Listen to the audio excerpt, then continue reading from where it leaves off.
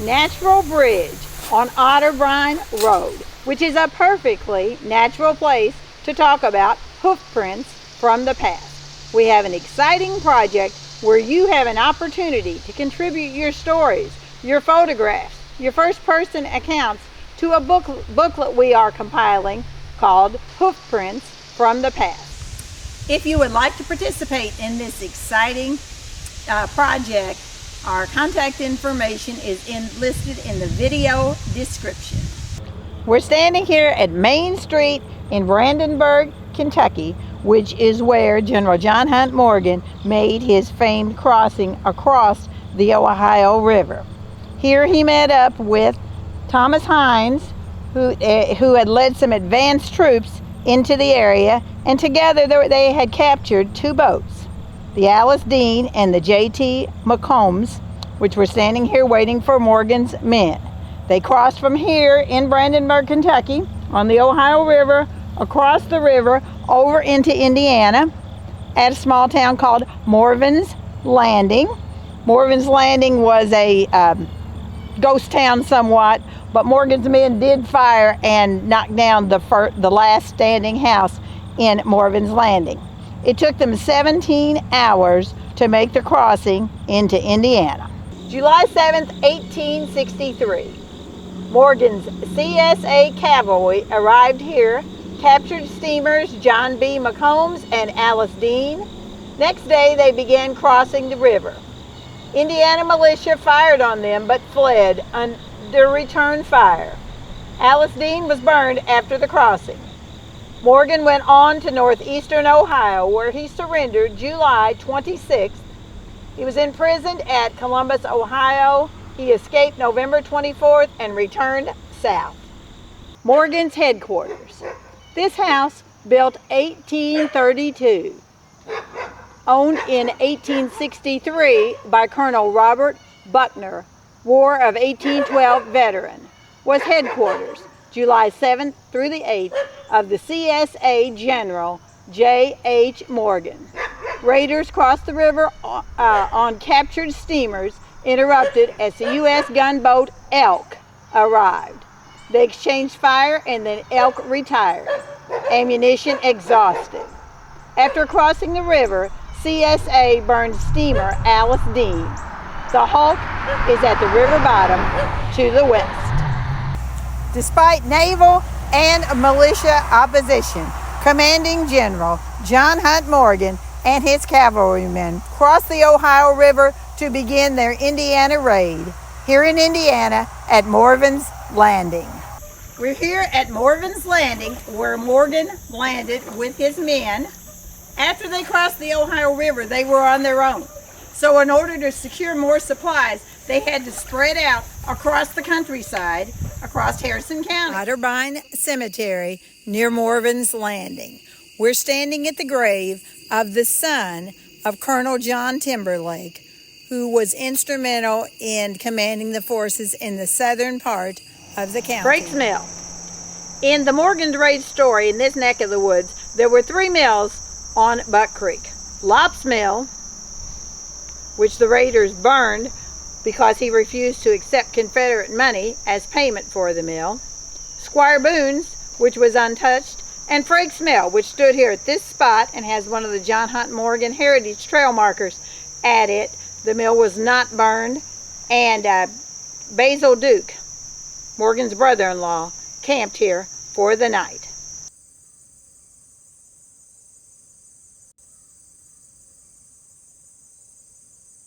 Jordan Cemetery, at the grave of Reverend Peter Glenn, who was shot and killed on July 9, 1863 by Morgan's raiders. He lived across the road. He had his house and his farm across the road, and he's buried here in Jordan Cemetery. Morgan's Confederate dead. Private Green Bottomer. Private John Dunn. Private Albert Womack. 8 unknown dead. 40 wounded. And here we are at the Battle of Corden Park. Now it's important to remember two things. Number one, The battle line stretched out all the way from the Amsterdam Road to the Mockport Road to the Laconia Road. So everything didn't happen in this, but this is a park that commemorates it. It's part of the Harrison County Parks Department. Secondly, there are only 2 battles north of the Mason-Dixon line that are officially recognized. The Battle of Gettysburg and the Battle of Corinth. And this is where Morgan's Raiders came together and clashed with Home Guards.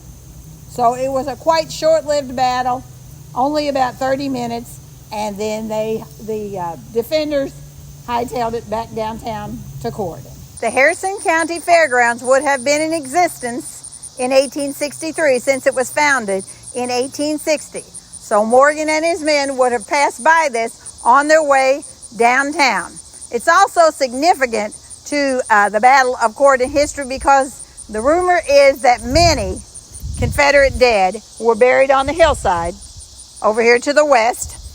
And then later, long after the battle, for many years, sporadically, there were reunions where people who had participated or who wanted to commemorate the event would gather here at the Harrison County Fairgrounds to commemorate that battle.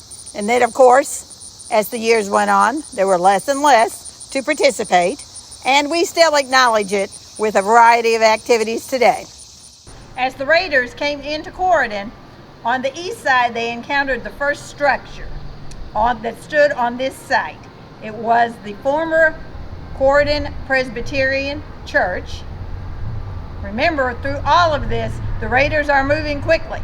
They can't be hampered by such things as prisoners and injured personnel. So they quickly converted this Presbyterian church that stood on this site into a hospital to nurse their Confederate wounded.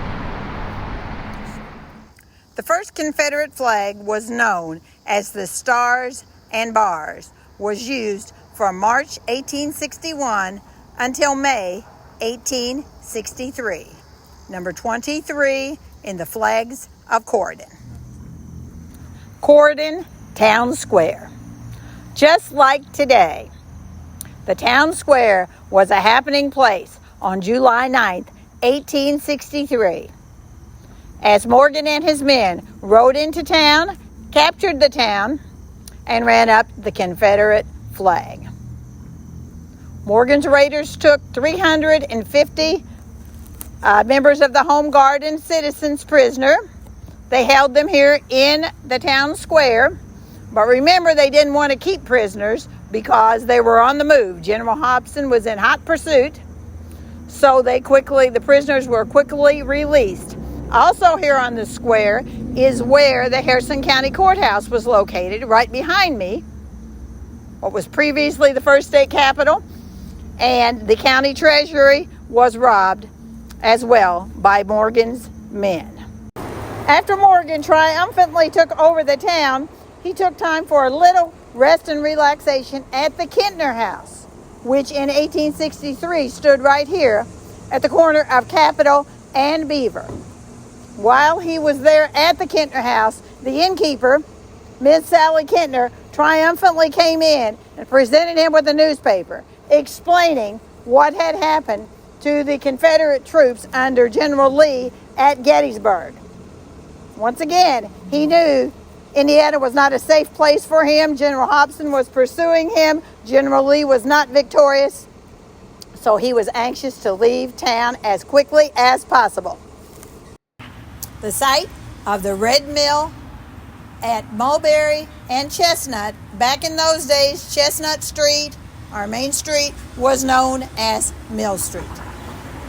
The Red Mill operated from 1834 until 1926, so it stood 4 stories high, and this was a bustling corner in the day.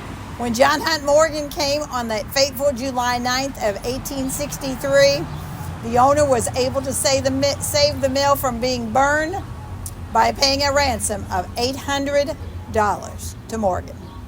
The Westfall House, one of Corydon's oldest homes, which stands in the shade of the Constitution elm, was also, coincidentally, the home of Colonel Lewis Jordan, who was commander of the Home Guards during the Battle of Culloden. Looking east on Chestnut Street, formerly known as Mill Street. Imagine a bustling road behind me. It was a toll road, and when John Hunt Morgan rode into town, he and his men shot and killed the toll keeper, William Heath, age 61, when he challenged them. Cedar Glade. Cedar Glade is the plantation home of the Kentner family and then the McGrains. During Morgan's raid, after the town had been captured, many people came here for refuge. Unfortunately, Morgan was able to launch a cannonball that landed in the yard of Cedar Glade, but no one was injured. Cedar Hill Cemetery, Culloden's oldest cemetery, which stands at the corner of Maple and Summit, has a really interesting section just after you come into the entrance, in which 3 unique characters from the Battle of Culloden's story are interred. The one beside me here is Green Bottomer, a Confederate soldier who died in the Battle of Culloden, and he is buried here in Cedar Hill Cemetery. Just up the hill from Green Bottomer, you have the grave of Colonel Lewis Jordan, who served as the commander of the Home Guards during the Battle of Culloden. Just up the hill from Colonel Lewis Jordan, you have the grave of Miss Abby Slimmons, who died from the after effects of heat exhaustion in the following month of August, 1863. Hursttown. In the Hursttown community, Dennis Hurst was able to escape with 5 horses. Spear Hurst, however, was shot by Morgan's men when he refused to halt on their command. He died several days later. New Salisbury. The next stop for Morgan and his men was the town of New Salisbury. The log cabin behind me would have been standing at that time and was probably used by Morgan's men as a meeting place. Palmyra. This house once stood on the northeast corner but was moved when the church was built. When Morgan was at Palmyra, he received the news that General Hobson had abandoned his supply wagons, which were slowing him down. So he knew he had to move quickly, and they retreated towards Salem. This ends our Harrison County portion of the Morgan's Raid Tour. Hazelwood Park seems to be a fitting place to end our journey because the Hazelwood Hill back behind me is where the battle lines were formed for the Battle of Culloden. I hope you've enjoyed your trip traveling with us from Brandenburg, Kentucky, across the Ohio River, all the way through the Battle of Culloden, and then on north through New Salisbury and up to Palmyra. Now, here's where you come in, once again. Away from that straight line that we traveled, there were numerous incidents that happened in neighborhoods, in specific families, and we are creating a booklet that will outline each of those incidents that are contributed and submitted to me. So we really hope you can contribute to Hoofprints from the Past, so we'll have a comprehensive listing of some of the incidents that happened in Harrison County during Morgan's raid. Thank you for helping us in our attempt to fulfill our mission statement to preserve, protect, promote, and interpret the rich history of Harrison County, Indiana.